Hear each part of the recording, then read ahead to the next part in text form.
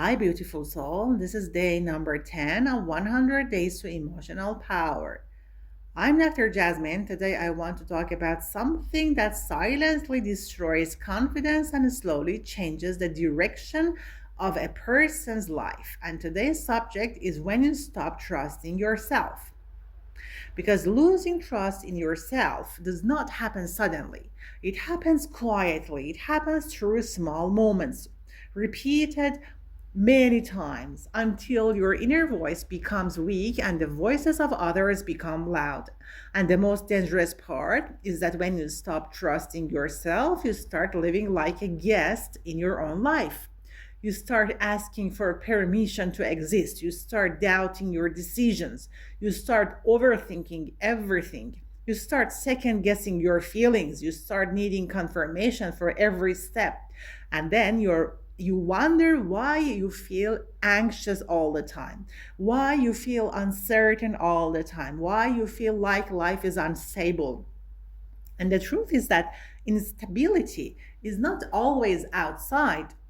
Often the instability is inside because your inner foundation has been shaken.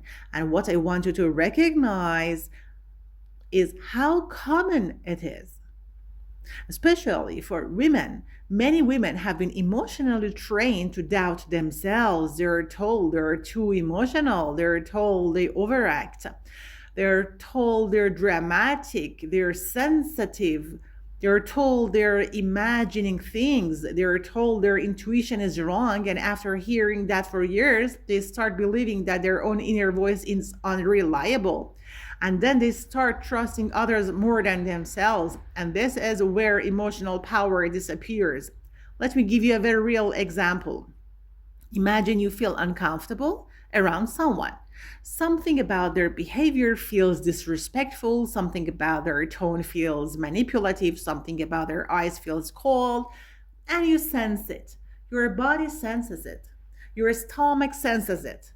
But then you start doubting yourself. You say, maybe I am judging too much. Maybe I am paranoid. Maybe I am sensitive. And you force yourself to stay polite, to stay close, to stay friendly, even though your nervous system is screaming. And later, that person hurts you. And you think, I knew it. And that is the tragedy. You knew it, but you didn't trust yourself. Another example is you're in a relationship and something feels unfair. You feel that you're giving more. You feel that you are not being emotionally respected. You feel that your feelings are being dismissed. But when you express it, the other person says you're exaggerating, or you always make problems, or you are too emotional. And slowly you start thinking, maybe I am the problem. You start questioning your reality. You start questioning your emotional truth. And that is how self trust dies. It dies through emotional invalidation. It dies when your feelings are treated like nonsense.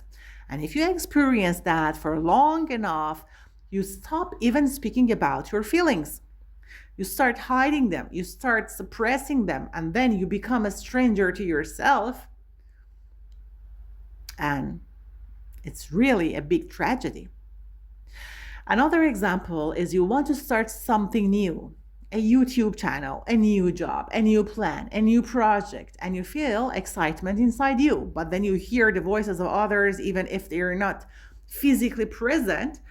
You hear the voice of someone saying, who do you think you are? You hear the voice of someone saying, you will fail. You hear the voice of someone saying, that is not realistic. And suddenly, your excitement becomes fear and you start doubting your abilities. And the sad part is that you might not even remember where that voice came from because it is now living inside you. That is how self doubt works. It is often borrowed, it is often inherited, it is often learned. Another example is you're making a simple decision like buying something, choosing a course, choosing a plan, choosing a school for your child, choosing a hairstyle, choosing a direction. And you cannot decide easily. You keep researching, you keep asking people, you keep thinking, you keep comparing, you keep delaying. And even when you choose, you feel nervous. You feel that you might You might have chosen wrong. You feel that you might regret it and you don't even enjoy your decision. That is a sign that your self trust is weak because self trust is not about always being right. Self trust is about knowing that even if you make a mistake, you will handle it. Self trust is emotional stability, and the person who has self trust does not panic about every choice. They move, they decide, they adjust, they grow. But the person who has lost self trust feels like every decision is life or death. And that is exhausting. And I want you to understand something important. Self trust is not a gift that some people have and some people don't. Self trust is a relationship you build with yourself. And like every relationship, it can be damaged or it can be repaired. And how is it damaged? It is damaged when you betray yourself repeatedly. It is damaged when you ignore your feelings repeatedly. It is damaged when you say yes while your heart says no. It is damaged when you stay in places that hurt you. It is damaged when you accept disrespect. It is damaged when you minimize your pain. It is damaged when you silence your intuition. And after doing that many times, your inner voice becomes quiet because it thinks she will not listen anyway. And then people say, I don't know who I am anymore. And the truth is, you still know. Your inner voice is still there. It is just tired. It is just disappointed. It is just waiting for you to come back. And today, I want to help you come back. I want to give you very real life examples of how self trust can be rebuilt. One example is very simple. When you feel something, stop immediately trying to explain it away.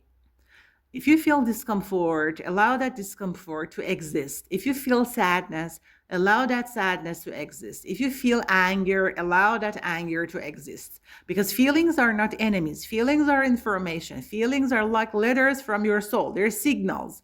And if you keep throwing away those letters and signals, you will lose your inner direction. Another example is when you make a decision, don't punish yourself for it. Many women make a decision and then spend days attacking themselves mentally. Why did I say that? Why did I do that? Why did I choose that? And that self attack destroys self trust because your inner self starts feeling unsafe with you. It starts feeling like you're your own enemy. So, emotional power means you stop being your own bully.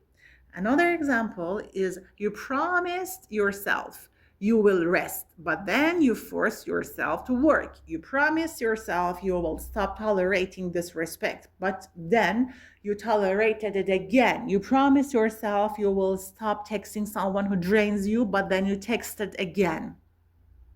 And then you feel disappointed in yourself. And that disappointment is not small. That disappointment is the death of self trust. Because every time you betray your own boundaries, your inner self learns that your words mean nothing. So, rebuilding self trust means doing some promises and keeping them. Not big dramatic promises, but small promises like tonight I will sleep earlier, and then you actually do it. Or today I will not answer messages immediately, and then you actually do it. Or today I will eat properly, and then you actually do it. These small promises create a new inner relationship. Your inner self starts trusting you again. Another example is you feel something in a conversation. Someone says something rude, and instead of smiling and swallowing, you respond with one sentence that honors your dignity. You don't need a long speech, even one sentence is enough. And when you do that, your inner self becomes proud of you because your inner self says, she protected me. And that is how self trust grows. It grows when you protect yourself. Another example is you stop explaining yourself too much. Over explaining is often a symptom of self doubt because when you trust yourself, you don't feel the need to convince everyone. You don't feel the need to justify your existence. You don't feel the need to prove that your decision is correct. You simply decide. and you stand behind your decision. And that does not mean stubbornness, that means inner authority. And I want you to understand the painful truth. Some people will never approve of you. Some people will never validate you. Some people will always criticize you. Some people will always find a flaw. And if you build your life around these people and their approval, you will never be free. So, self trust is not only trusting your feelings, it is also accepting that not everyone will like you and still continuing. And that is a mature kind of strength. And I want to speak directly about overthinking because overthinking is one of the biggest enemies of self trust. Overthinking is often the mind trying to control uncertainty. It is the mind trying to create safety. But overthinking does not create safety.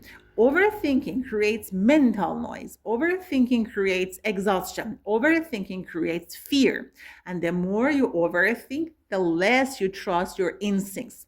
So, emotional power means learning to respect your first inner signal. Not every first thought is correct, but your first emotional signal often carries truth.